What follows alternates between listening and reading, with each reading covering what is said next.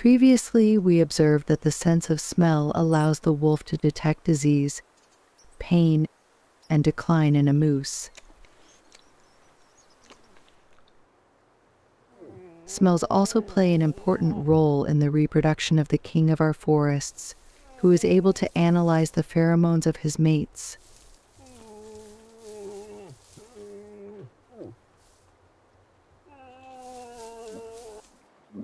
But what about hearing? I invite you to discover it in this new episode.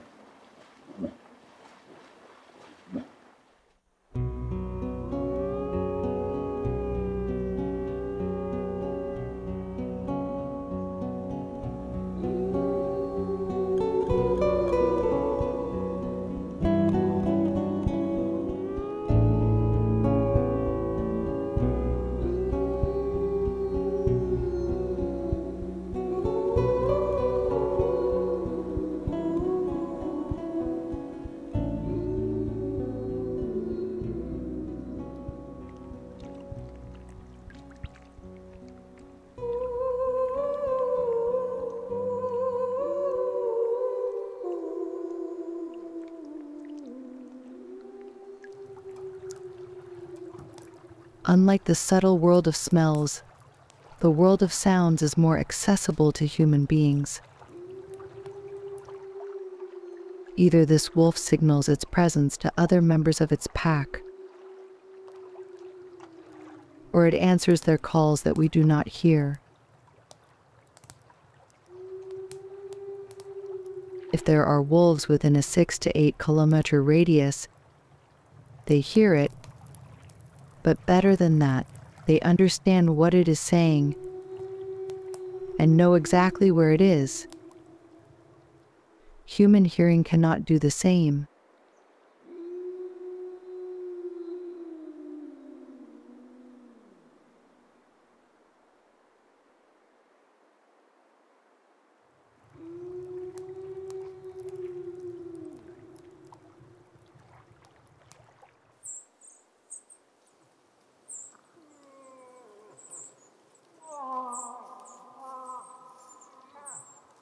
Moose also use their hearing acuity to locate their peers with an astonishing precision. Moreover, this performance is much easier to study in moose than in wolf. I can even experiment it every fall as part of our research on animal behavior.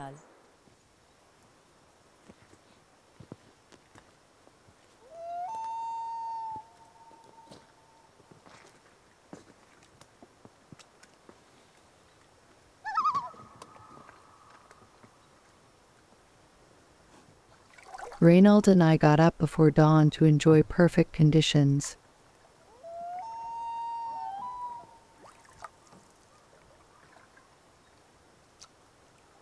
Nothing beats these moments of communion with nature.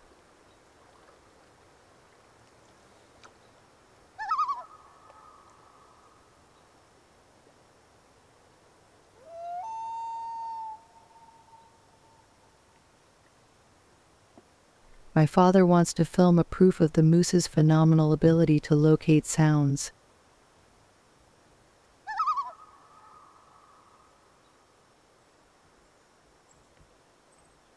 We will try our luck here, at about 2 kilometers from the Lancelot's mating zone.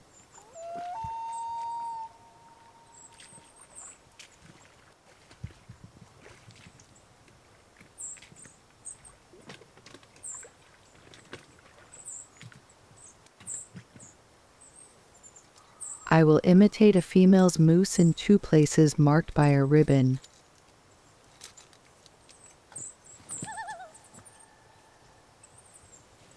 If an interested bull moose hears me, he should come right next to one of those ribbons.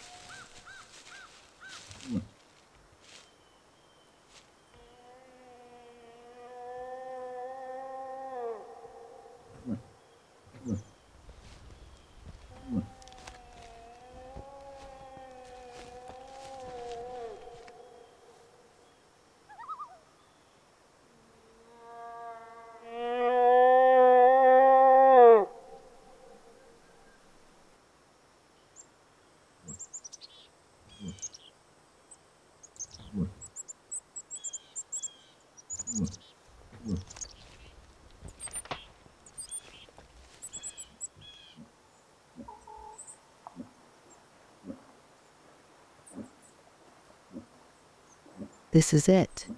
I am hearing an answer. I will withdraw and stay silent.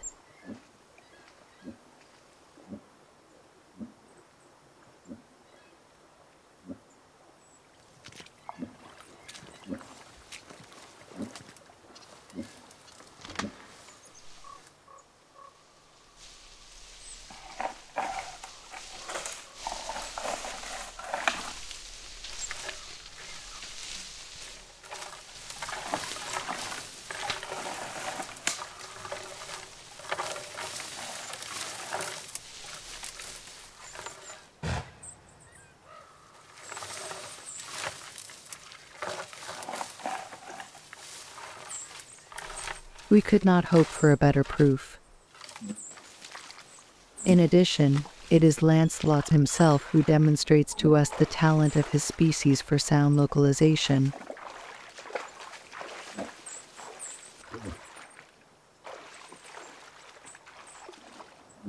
Lancelot cannot conceive that his hearing could deceive him. Convinced that there are other moose nearby, he seeks them out and challenges them even though no moose scent wafts in the air.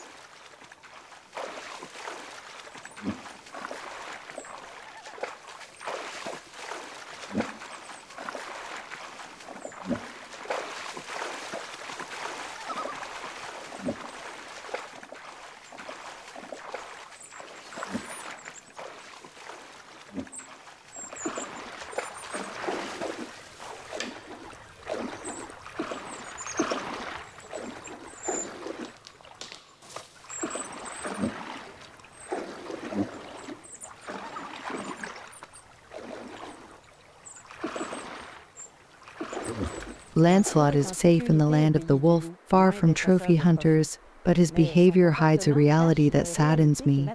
It is so easy to lure these animals. The slightest sound reminding them of a congener makes them run up. This often happened at base camp when Reynold was chopping firewood.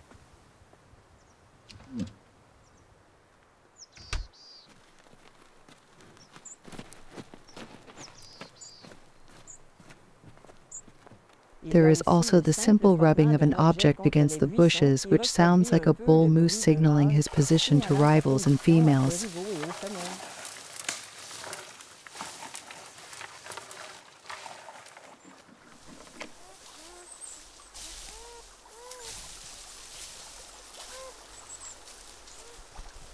These beavers have just cut down a tall, trembling aspen. The fall of the tree has created a loud crash, to which is added the sound of the little woodcutters chopping it to pieces.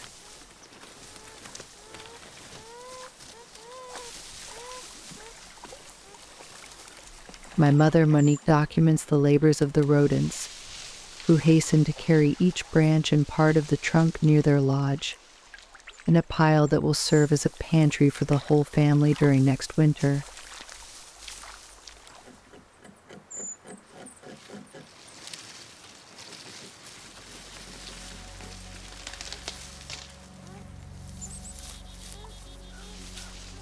Several noises made by the team at work are confusing for anyone who hears them from afar.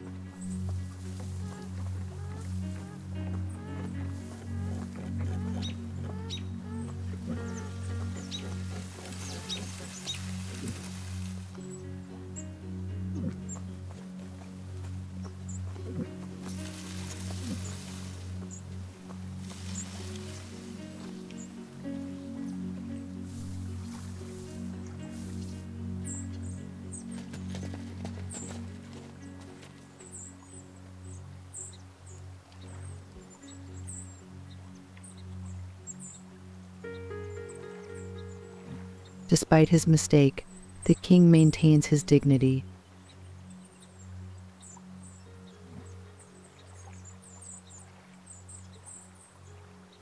In fall, beavers often attract moose unintentionally.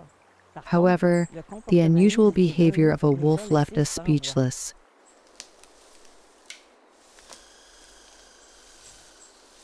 Bigfoot is the largest member of the manatee pack. This morning, he is prowling around a moose rutting zone because where there are cows moose, there is sometimes a calf left unattended by its mother who is distracted by her love stories.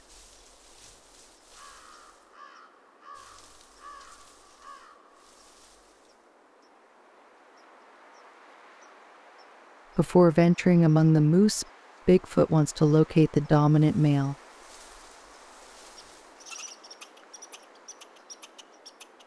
Accidentally finding yourself too close to such a monarch comes with risks that a seasoned wolf tries to avoid at all costs. The moose remain silent and the wind spreads their odors in all directions.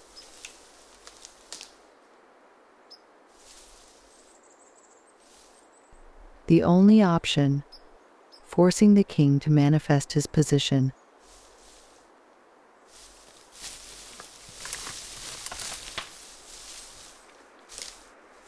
The bull moose reacts immediately.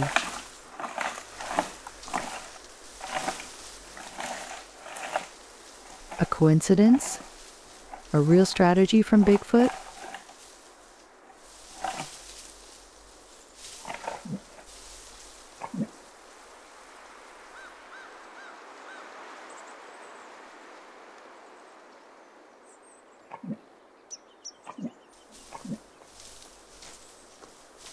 The moose's final warning goes to the wolf, who no longer hides his presence.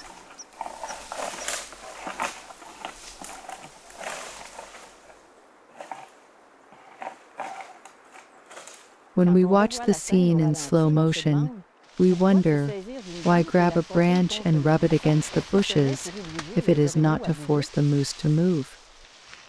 Scientific rigor forbids me to answer the question. I will just say that we have never seen again such behavior in a wolf. We thought that Bigfoot might be the leader of the manatee pack, but our observations did not allow us to confirm that yet. The land of the wolf unveils its secrets sparingly, and often, a memorable finale ended the season in a moving way.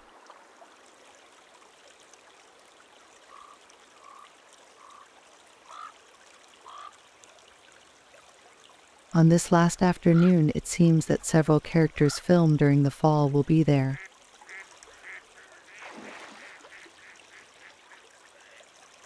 Here we are actors or spectators in turn. One observes the other, smells it, and listens to it.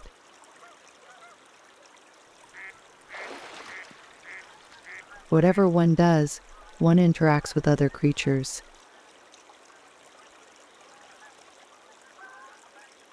In the land of the wolf, the destinies of thousands of lives intertwine and become tightly woven. It is the same for me. These wild animals are from now on linked to me, and me to them.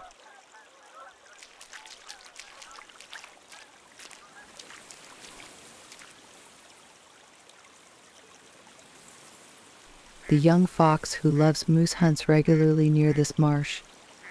It is attracted by migratory birds stopping there.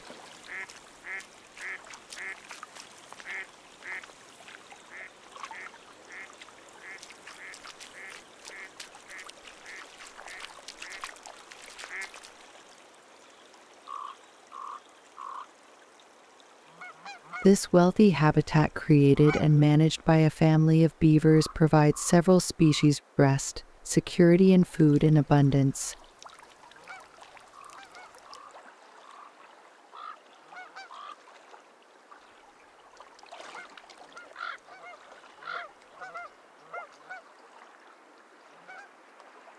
Rusty blackbirds are also passing through.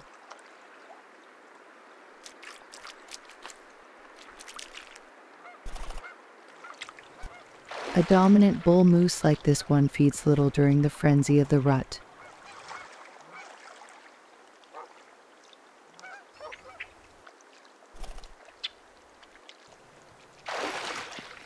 He lost weight while living on love alone. Now only one thing matters to him: rebuilding his strength before the onset of winter.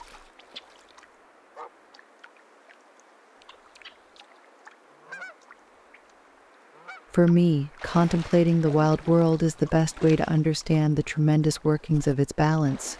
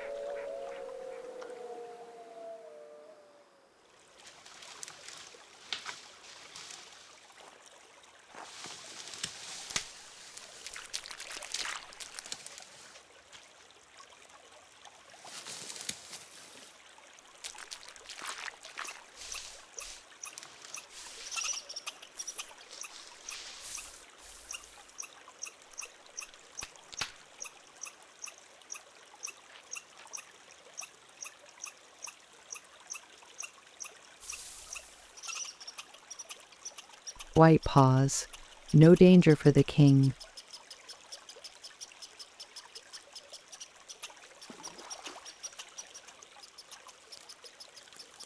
The wolf is interested in the engineers to whom we owe this haven of life.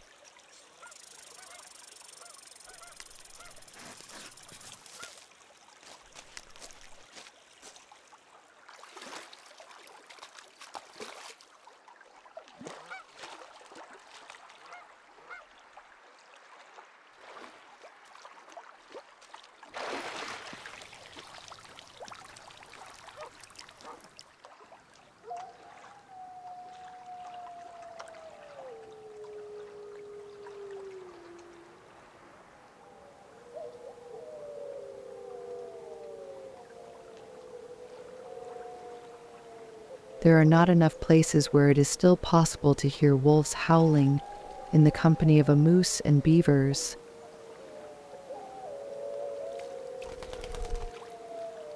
I like to think that the land of the wolf says goodbye to those who have to leave it for long months. Like these migratory birds, our trio will return in the spring for more discoveries and adventures.